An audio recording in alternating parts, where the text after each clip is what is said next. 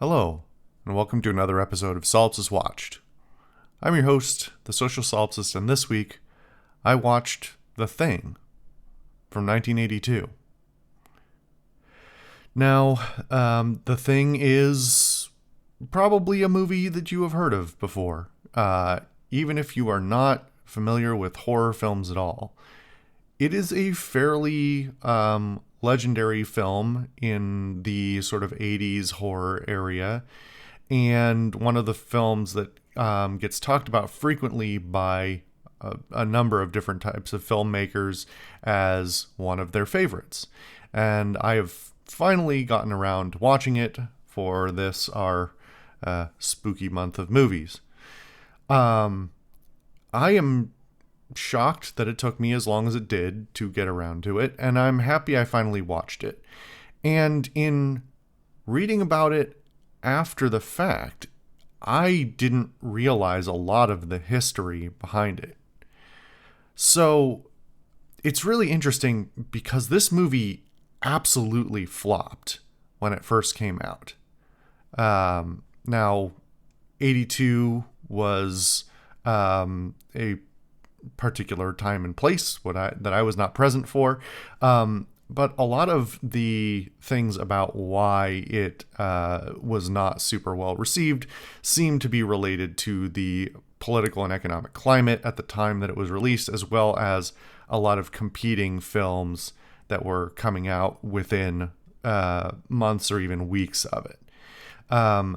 So there is some context as for why it might not have done as well. However, some of the contemporary reviews for it are just completely baffling to me, because this film has it has a few issues, but it also has some incredible work in all aspects of it that puts it very close to other legendary films, at least for me, like Alien, which had come out in 1979.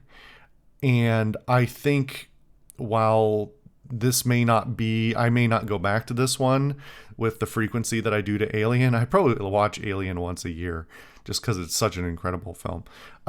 It has many similarities and many sort of kind of qualities of it that are equally impressive, that I think it deserves being very near in comparison.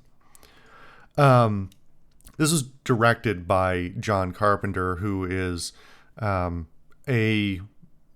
don't want to overuse the term legendary, but he is a big name in sort of cult horror movie circles in particular, and in cinema in general, and has been known for a long time for his ability to make a lot of movie, often for not a lot of money.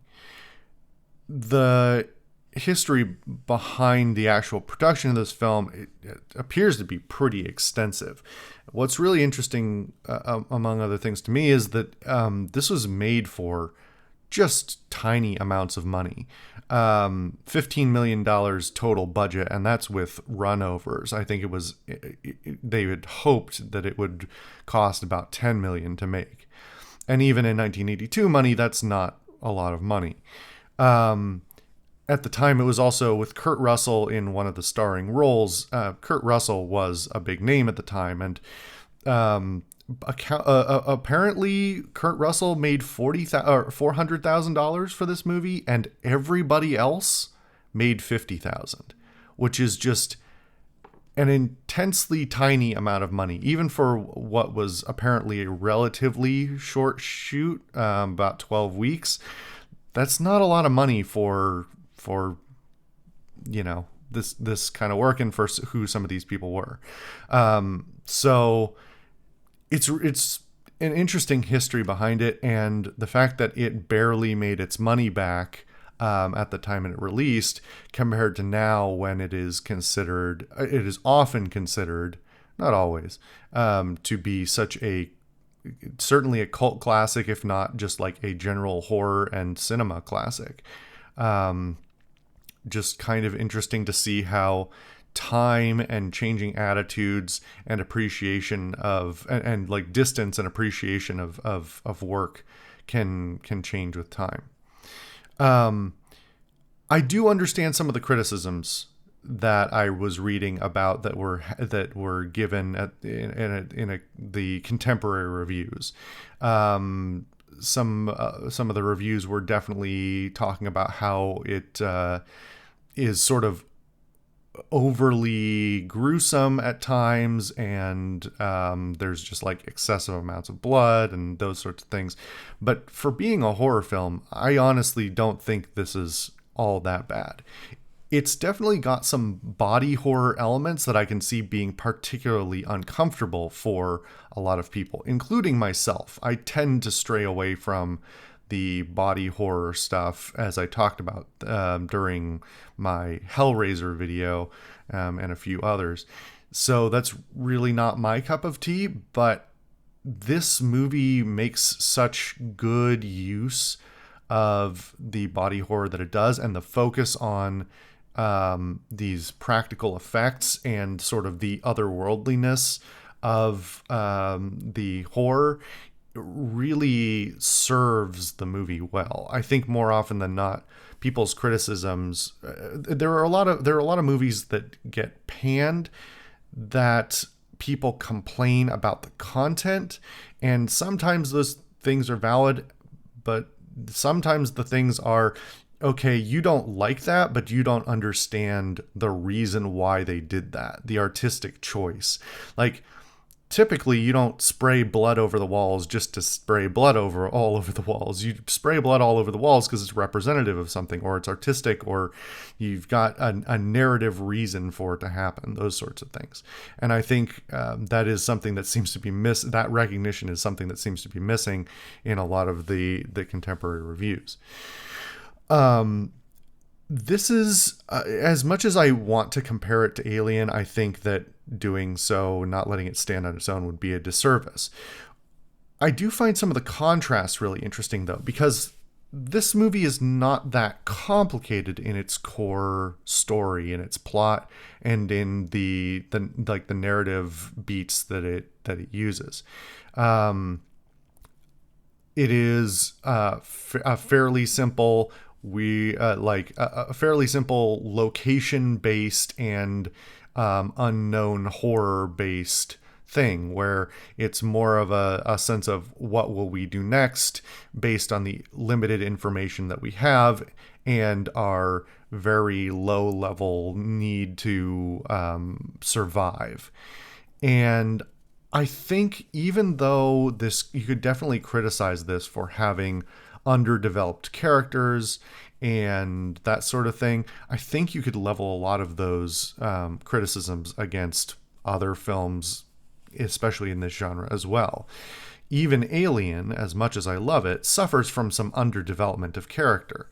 And I think that rather than looking at character, it's worth looking at the more about the dynamics between individuals. There was something that I noticed and was sort of thinking about as I was watching this, because it's like a remote Arctic outpost, and the entire cast is male. And I think that is, while obviously I have talked many times about how I like seeing diverse casts and those sorts of things, I think there's something to be said for finding times and places to have casts that are made up of specific demographics, whether that's gender, sexuality, race, etc. That a lot of art is about critiquing society, and so limiting the scope of your cast can sometimes be a tool towards storytelling and towards social critique. And I think that it's really interesting that the entire cast is male, not only because there are the mentality I think of the time would have been that there probably wouldn't have been the situation is probably one that would probably be, well, even now, but certainly in the 80s, a location and a situation that would have probably been a primarily, if not completely, male like outpost. But also, what's more interesting to me is seeing the dynamics between a bunch of typical different versions of cisgendered heterosexual men who are all sort of posturing to each other in certain ways, but also the absence of any female presence means that compared to something like Alien, which definitely has an element of like that sort of heterosexual sexual dynamic and like the flirting and the sort of posturing towards somebody you might consider as a potential partner, that part being absent means that this movie has more room to sort of unpack the, among other things, toxic dynamics between masculine identities and all these people who are both trying to survive for their own reasons, but also are showing emotions that they may not want to show to people who they consider like other professionals or people who are they are not like they don't have a particularly intimate relationship with. I think this is pervasive throughout society in general, but like the idea of watching a bunch of masculine men sort of pretend to not be scared is something that I have not seen mirrored really in any other film that I can think of, at least not as well. So having all these different people who know each other primarily by their jobs and roles and have these social dynamics that are informed by their relationships to each other and their relationships to the societies they were raised in. Maybe I'm unpacking this further than it deserves, but like these are the things that are interesting to me. Art is what you make of it, not what it necessarily intended to be, right? I've talked before about the death of the author and how authorial intent is interesting but not necessarily meaningful, and how art at its core should be about what you take from it personally.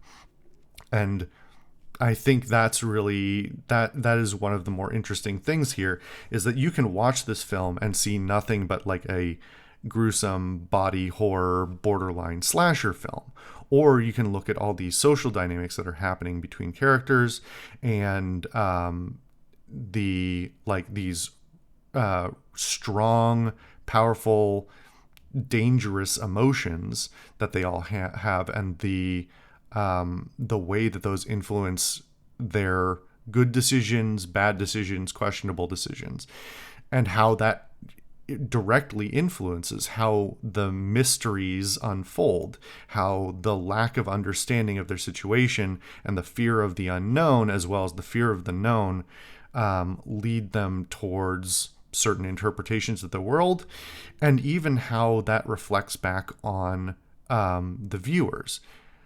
One of the most common discussions about this film in the years since has been, what does the ending mean?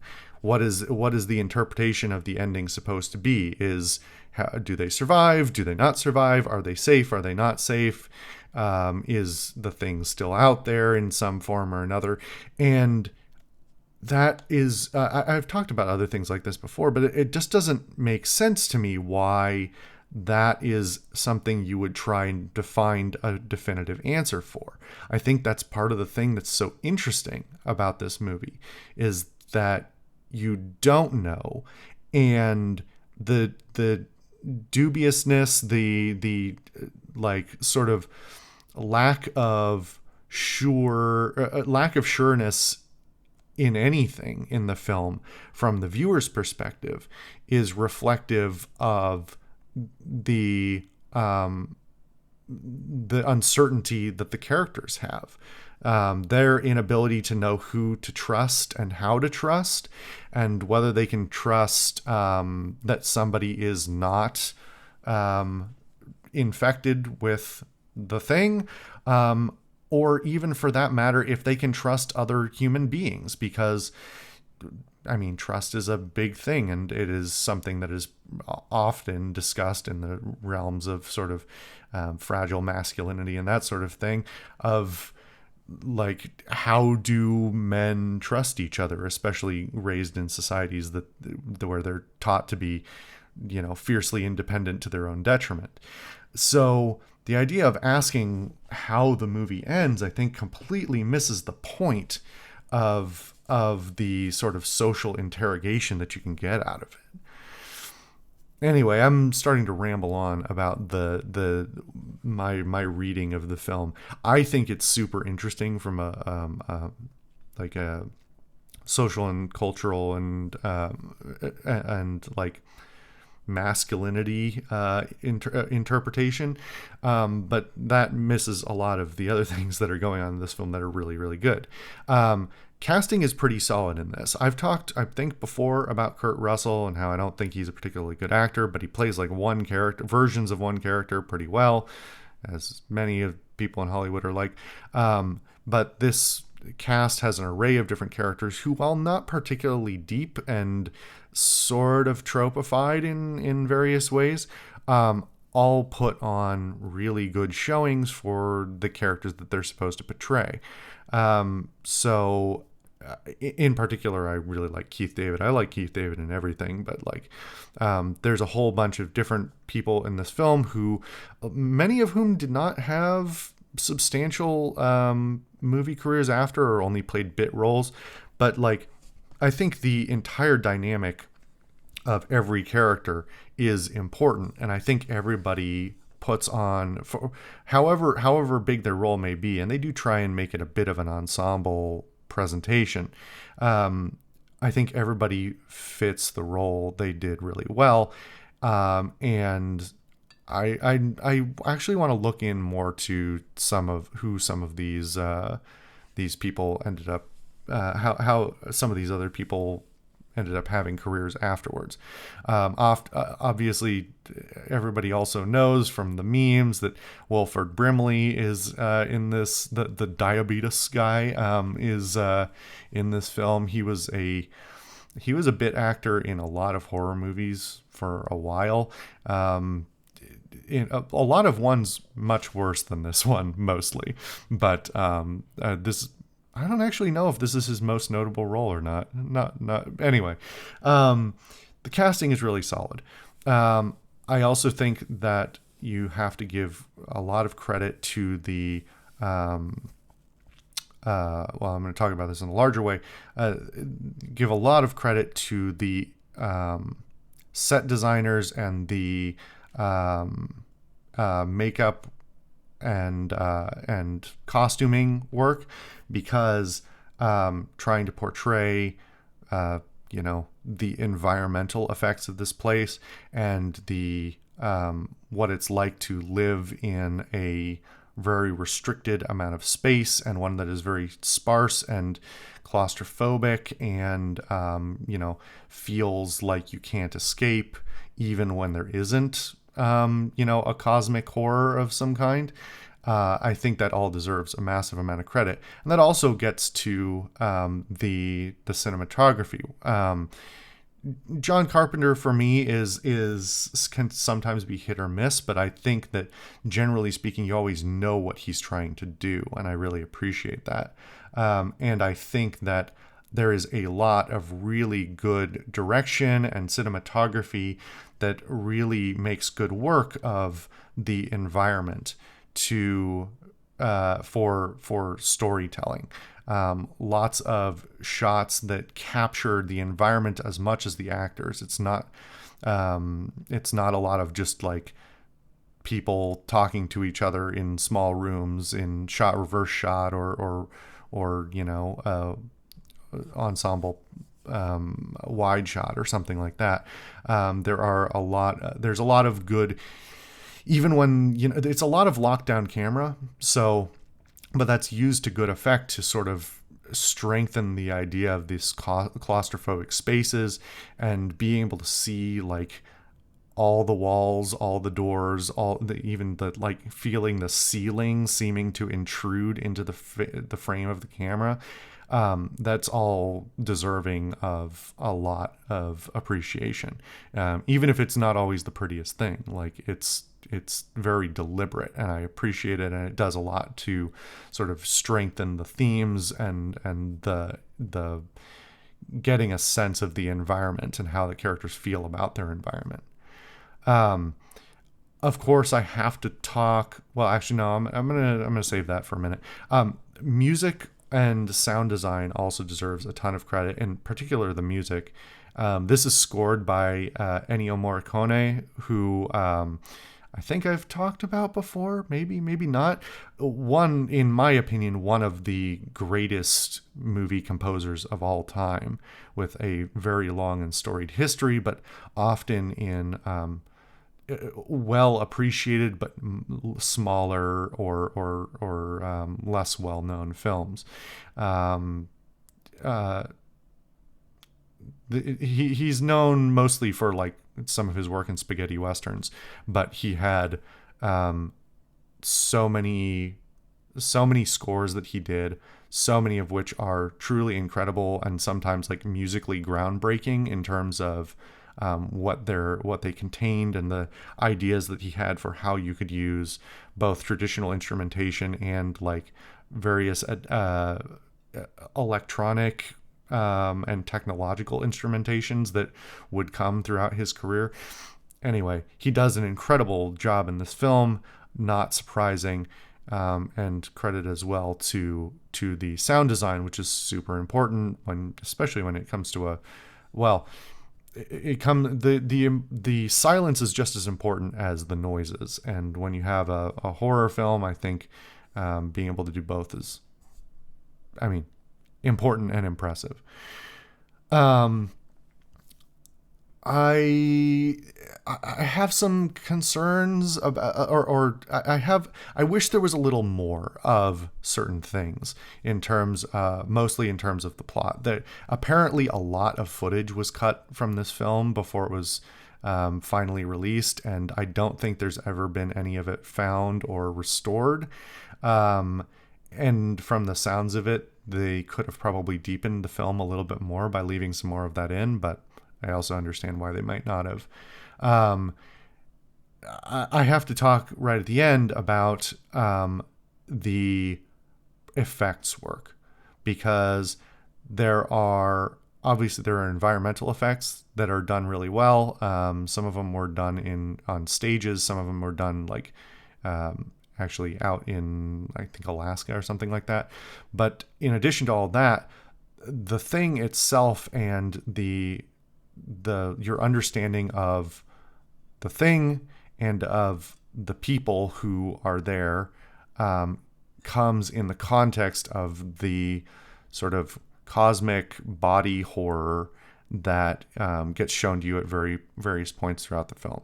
Now, I've heard some people say, oh, well, the movie suffers because the thing always looks different, it always takes a different form, so on and so forth. But in a way, I feel like that serves the story better than anything else, because it says to you, it's a reminder of like what the characters are up against, that they don't understand it, and it is literally something that is like impossible to fully understand. And to that end, I think they do an incredible job, not only of making these prosthetics and animatronics and tons of practical effects made by what's his name? This particular guy in his small studio that are known for their practical effects work, especially after this film. Excuse me.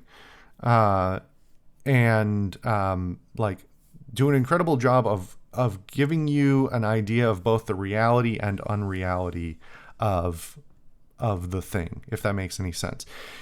Since within the narrative, minor spoilers here, not that I haven't like minorly spoiled some things already, but because the context of the movie is about this being that takes over other living things and then transforms them and makes them horrifying, I think having every scene with it, doing something different to a person or an animal, really, like occasionally the movie lingers, I think, a little bit excessively long on the thing, and it starts to look a little bit silly because it is very over the top.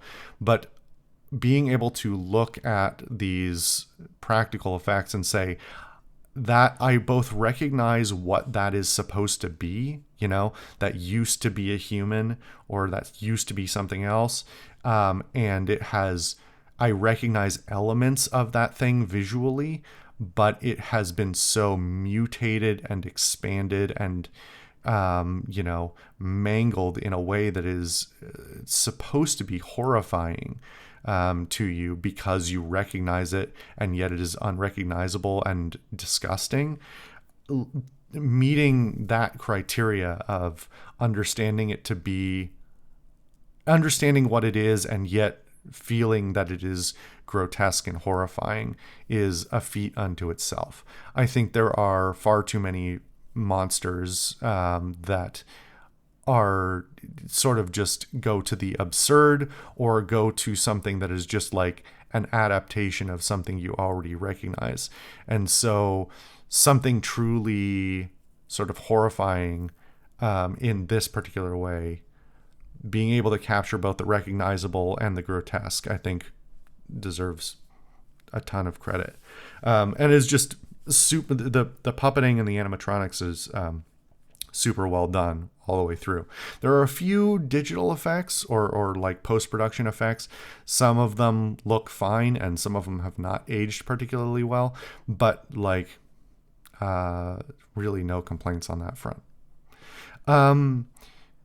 This is a really impressive movie, and I understand why some people don't like it, and but I think it deserves even more credit than I thought it would. I was going into this worried that I was just going to be sort of like grossed out because it's sort of not up my alley. Typically the body horror stuff is not up my alley, and instead I come away from it like really, really appreciating it, and definitely thinking I'm gonna have to rewatch it, and be able to look more intensely at specific things again to get full appreciation of them. Anyway, I've rambled on long enough about it.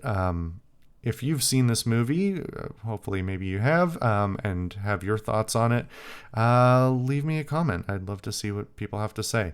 Obviously, it's become a cult classic for a reason. Anyway, thank you guys for watching another episode of Solipsist Watched. I've been your host, the Social Solipsist, and I'll see you guys next time.